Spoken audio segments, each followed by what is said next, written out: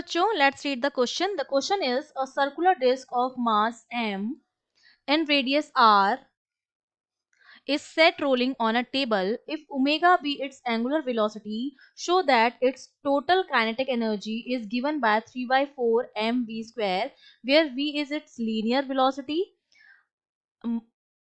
Moment of inertia of circular disk is taken as half into mass into radius square mr square by 2. ठीक है, ये हमको क्या लेना है, सर्कुलर डिस्क का मोमेंट ऑफ इनर्शिया लेना है. तो देखिए, इस क्वेश्चन को सॉल्व करने के लिए हमारा जो की कॉन्सेप्ट रहेगा वो हमारा क्या रहेगा. हमसे कह रखा है कि हमारे पास एक सर्कुलर डिस्क है जो किसी टेबल पे इस तरह से रखी है और रोलिंग की कंडीशन है. तो रोलिंग की कंडीशन में क्या होता है, जो पॉइंट ऑफ कांटेक्ट होता है, ठीक है, पॉइंट ऑफ कांटेक्ट, उस पर जो वेलोसिटी होती है, सपोज ये पॉइंट ऑफ कांटेक्ट है, इसको मैंने P बोल दिया है, तो v p with respect to ground वो जीरो होती है. ठीक है, इस पॉइंट ऑफ कांटेक्ट पर जो वेलोसिटी होगी विद रिस्पेक्ट टू ग्राउंड वो हमारी क्या होती है, जीरो होती है. ठीक है, ये आपको एक की कॉन्सेप्ट पता होना चाहिए. और दूसरा कॉन्सेप्ट आपको ये पता होना चाहिए कि जो हमारे पास टोटल काइनेटिक एनर्जी होती है that is the sum of, क्योंकि ये क्या कर रहा है, रोटेट कर रहा है, तो एक तो ट्रांसलेशनल मोशन हो रहा है और एक रोटेशनल मोशन हो रहा है. तो दोनों काइनेटिक एनर्जी का जो सम होता है, translational plus kinetic energy of rotational motion, वो हमारी टोटल काइनेटिक एनर्जी होती है. तो अब देखिए, हमने ये पी पॉइंट पर पता है हमें ग्राउंड के रेस्पेक्ट में क्या होगा, वेलोसिटी जीरो होगी.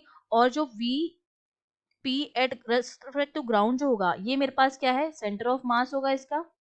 ठीक है, इसकी रेडियस हमने ये मान ली स्मॉल आर है, और ये जो है वो वी वेलोसिटी से आगे की तरफ जा रहा है, और ओमेगा एंगुलर वेलोसिटी से क्या कर रहा है, रोटेट कर रहा है. तो जब मैं velocity of point p with respect to ground लिखूंगी तो मैं उसको लिख सकती हूँ velocity of p with respect to centre of mass plus velocity of centre of mass with respect to ground. अब हमें पास ये वैल्यू तो हमारे पास जीरो है. Velocity of point p with respect to centre of mass, अगर centre of मास पर मैं किसी ऑब्जर्वर को रखूं तो उस ऑब्जर्वर को दिखेगा कि ये जो पॉइंट है वो इस डायरेक्शन में क्या कर रहा है, मूव कर रहा है with the velocity omega r. ठीक है, तो ये मैं ओमेगा आर लिख दिया और वो उसकी डायरेक्शन इस डायरेक्शन में है. ठीक है, अगर इस डायरेक्शन को मैं एक्स पॉजिटिव एक्स मान लूं तो ये मेरी माइनस एक्स हो गई, तो ये माइनस एक्स डायरेक्शन में है, plus velocity of centre of mass with respect to ground, ये वी वेलोसिटी है, ये हमको गिवन है, और ये इस डायरेक्शन में है, मतलब प्लस एक्स में, तो एक प्लस एक्स डायरेक्शन में है, एक माइनस एक्स डायरेक्शन में है. तो यहाँ से मेरे पास क्या आ जाएगा, एक प्लस का एक माइनस का, तो v equals to omega R आ गया. ये हमको पता चल गया है. ठीक है, अब देखिए हमें क्या निकालनी है, काइनेटिक एनर्जी निकालनी है, टोटल काइनेटिक एनर्जी. तो वो हमारी हो जाएगी, ट्रांसलेशनल की होती है half m v square, plus rotational की होती है हाफ आई ओमेगा स्क्वायर, जहां पर आई मोमेंट ऑफ इनर्शिया होता है, और ये मोमेंट ऑफ इनर्शिया हम निकालेंगे about the axis of rotation, about the axis of rotation, जो हमारा कहाँ से पास हो रहा है, सेंटर ऑफ मास से पास हो रहा होगा. ठीक है, इसके अबाउट निकालेंगे हम. ठीक है, और वो हमें क्वेश्चन में दे भी रखा है, और हमें पता है कि डिस्क के लिए जो एक्सिस ऑफ रोटेशन के अबाउट जो इनर्शिया आता है वो हमारा एम आर स्क्वायर बाय 2 होता है. तो हमारी काइनेटिक एनर्जी जो हो जाएगी वो हमारी कितनी हो जाएगी, ये तो हो गया m v square by 2, plus यहाँ पर हो जाएगा हाफ इंटू, इसकी जगह क्या मैं लिख दूंगी, एम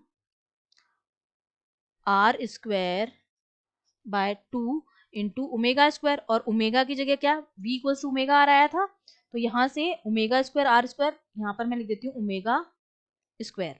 अब हमें पता है कि आर स्क्वायर ओमेगा स्क्वायर, ये जो वैल्यू है वो वी स्क्वायर के बराबर होगी. ठीक है, तो मैं यहाँ से काइनेटिक एनर्जी को लिख सकती हूँ m v square by 2 plus m v square by 4. इसको जब हम सॉल्व करेंगे तो वो हमारे पास क्या आ जाएगा, ये आ जाएगा 3/4 एम वी स्क्वायर. तो हमारी काइनेटिक एनर्जी कितनी आ गई, 3/4 एम वी स्क्वायर. और यही हमको क्या करना था, शो करना था. ये हमारा क्या हो गया, हेंस प्रूफ हो गया. I hope you understood well. All the best.